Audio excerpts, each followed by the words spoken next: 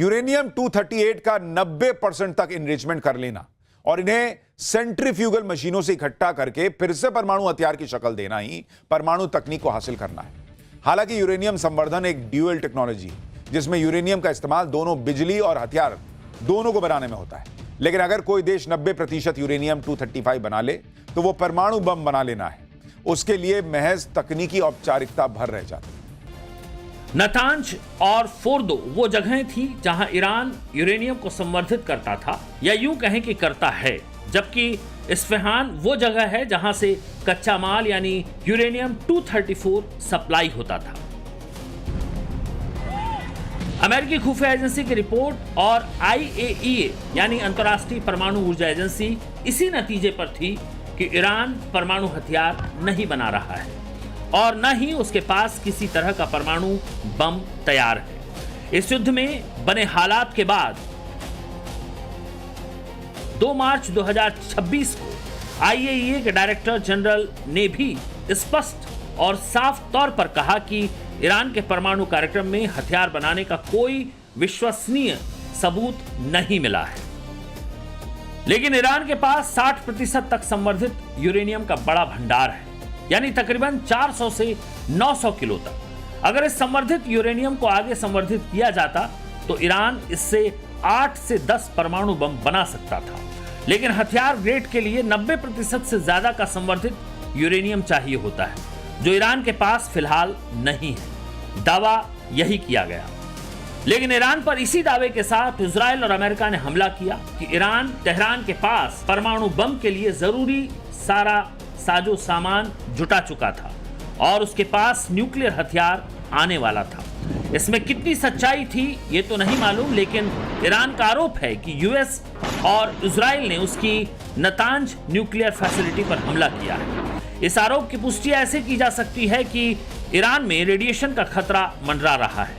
IAEA ने कहा है कि ईरान में शहर खाली करवाने पड़ सकते हैं, क्योंकि परमाणु और रेडिएशन लीक की खबरों से इनकार नहीं किया जा सकता। IAEA चीफ राफेल ग्रासी ने वियना में बोर्ड ऑफ गवर्नेंस की स्पेशल मीटिंग में कहा कि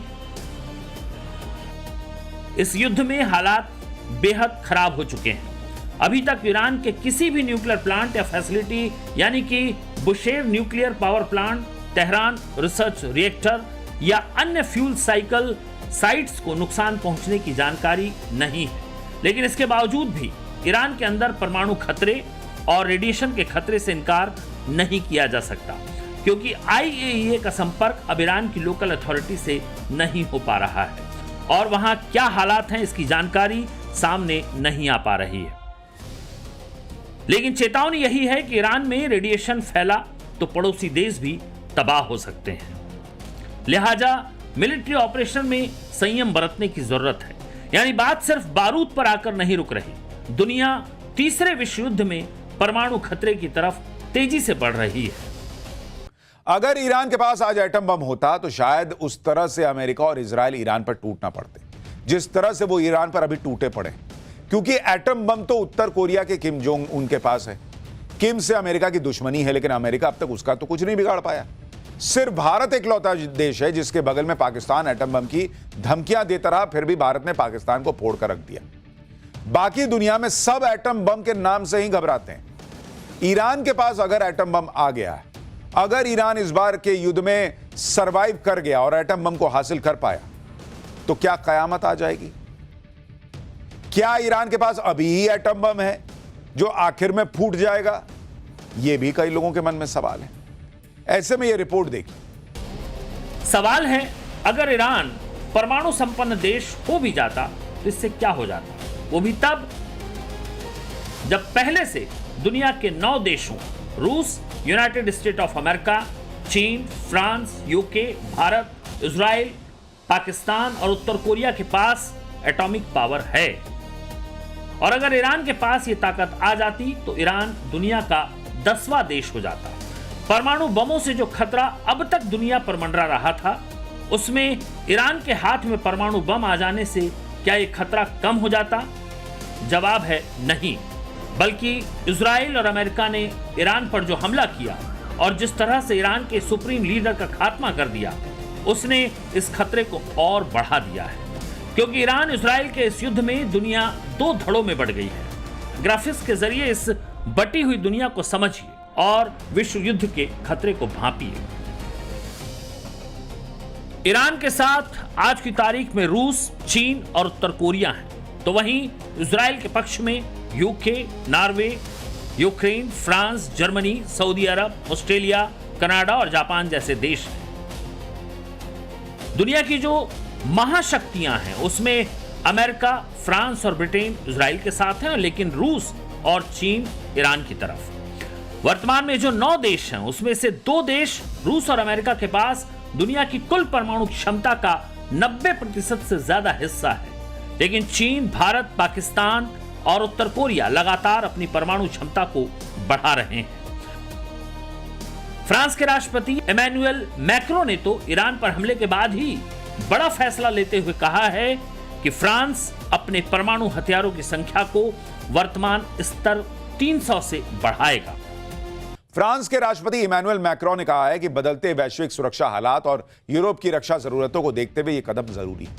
फ्रांस यूरोपीय संघ की एकमात्र परमाणु शक्ति है और वो अपनी परमाणु प्रतिरोधक क्षमता को मजबूत करके यूरोप के 8 देशों में न्यूक्लियर आर्म्ड एयरक्राफ्ट डिप्लॉय करेगा ताकि यूरोप की सुरक्षा में वो बड़ी भूमिका निभा सके। इस फैसले की खास बात यह कि फ्रांस ने तकरीबन 28 साल बाद देश के परमाणु हथियारों की संख्या को बढ़ाने का फैसला लिया है।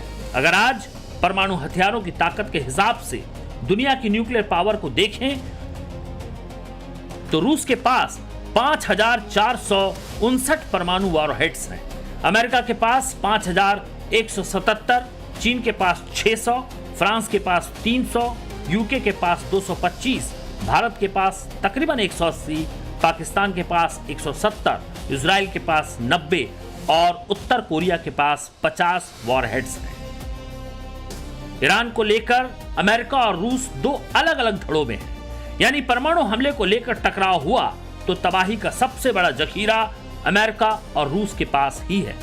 ईरान के पास परमाणु बम नहीं था, अगर हो जाता तो ईरान दुनिया का दूसरा इस्लामिक देश होता जिसके पास परमाणु बम होता। असल में दुनिया में 57 इस्लामिक देश हैं, लेकिन पाकिस्तान परमाणु हथियारों वाला अकेला इस्लामिक देश है। अपनी इस एटमी ताकत का पाकिस्तान ने बेजा फायदा भी उठाया है। पाकिस्तान दुनिया में इसी ताकत के दम पर खैरात भी मांगता रहा है। इस्लामी देशों का खलीफा बनने का ख्वाब भी पाकिस्तान ने इसी ताकत के दम पर देख रखा था।